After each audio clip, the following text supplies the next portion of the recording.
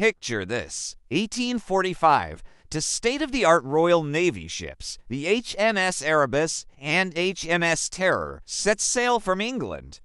Their mission, to finally conquer the elusive Northwest Passage, a treacherous sea route through the Arctic. At the helm is Sir John Franklin, a seasoned but aging explorer. With him are 128 hand-picked officers and men, the best of the best. The ships are packed to the gills with 3 years' worth of supplies, including an astonishing 8,000 tins of canned food. Spirits are high. It's a grand national endeavor, a quest for glory, science, and empire. They are last seen by whalers in Baffin Bay in late July, confidently heading west into the ice. And then ... they vanished. For years, silence.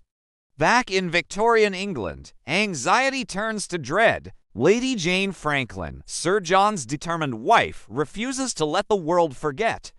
She pressures the Admiralty, funds private search parties, and captures the public's imagination.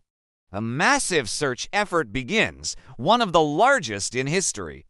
Dozens of ships, both British and American, brave the unforgiving Arctic, looking for any clue, any sign of the lost men. The mystery of the Franklin expedition becomes a global obsession. What could have possibly happened to 2 of the most advanced ships on the planet and their entire crew? The first grim clues surface in 1850 on Beechey Island. Searchers discover a winter camp, neatly stacked empty food tins, and 3 graves. The headstones belong to men who died in the first winter of 1846. It's clear the expedition wintered here, but everything seems orderly. There are no signs of panic, no journals left behind, no indication of the disaster that was to come.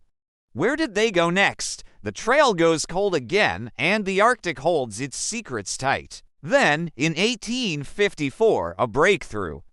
Explorer John Ray, while surveying for the Hudson's Bay Company, meets local Inuit hunters. They have a chilling story to tell. They speak of seeing a group of desperate, starving white men dragging a boat southwards over the ice years earlier.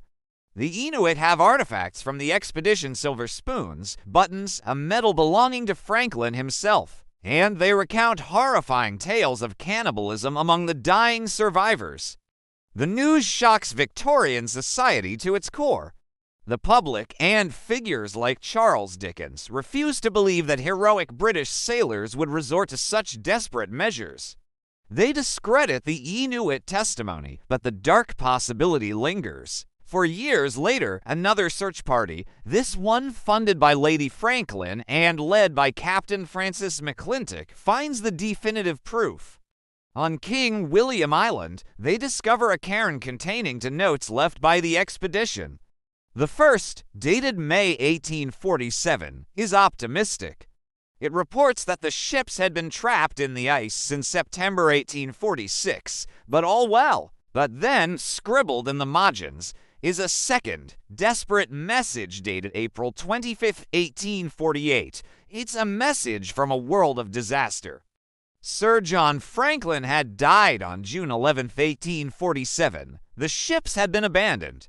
The surviving 105 men, under the command of Captain Crozier, were attempting a desperate march south to the Back River on the Canadian mainland.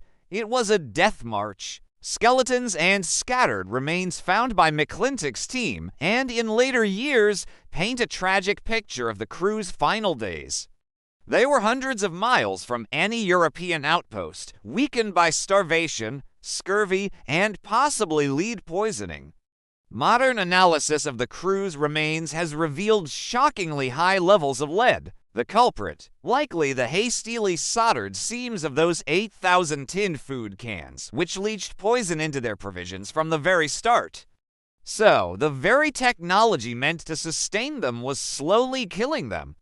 The men, weakened and disoriented, fell one by one along their hopeless trek south. The Inuit stories were true. Cut marks on the bones found on King William Island confirm the final, desperate taboo: survival cannibalism.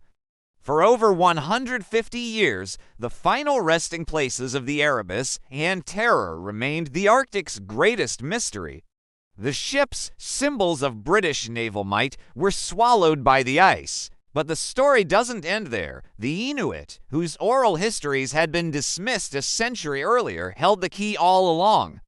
Their knowledge, passed down through generations, spoke of a large ship that sank in a specific area. Guided by these traditional stories, a 2014 Canadian search team made a stunning discovery. Using sonar, they found it, lying in just 11 meters of water, perfectly preserved by the frigid temperatures, was the HMS Erebus. It was an electrifying moment, connecting the 21st century directly back to that doomed Victorian voyage. 2 years later, acting on a tip from an Inuit hunter, the search team found the second ship. In a deeper bay, also in remarkable condition, lay the HMS Terror. The silent tombs of the Franklin expedition had finally been found. Today, the wrecks of the Erebus and Terror are a designated National Historic Site of Canada, co-managed with the Inuit. Marine archaeologists are carefully exploring these underwater time capsules. Every artifact brought to the surface a ship's bell, a medicine bottle, a perfectly preserved officer's cabin adds another piece to the puzzle. They offer intimate glimpses into the lives of the men who sailed on these ships and the horror of their final days. What was it like when they realized the ice wouldn't release them? What were Franklin's last thoughts? How did command break down?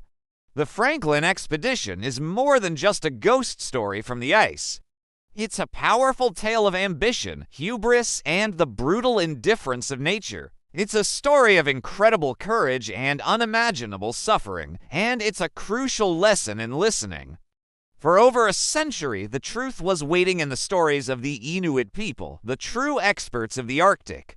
Their knowledge was dismissed, but in the end, it was their memory that led us to the final chapter of this epic, tragic saga. The ships have been found, but the story is still unfolding, as each new discovery from the deep brings us closer to the forgotten dead and their silent, frozen story.